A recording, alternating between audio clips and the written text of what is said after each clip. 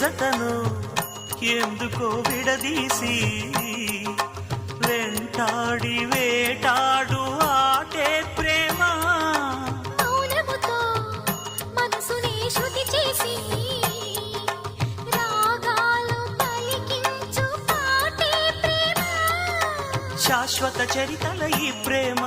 మృత్యు ఎరగని చిరునామా శ్వాసను మంగళహారతిగా వెలిగించేది ఈ ప్రేమ మరణ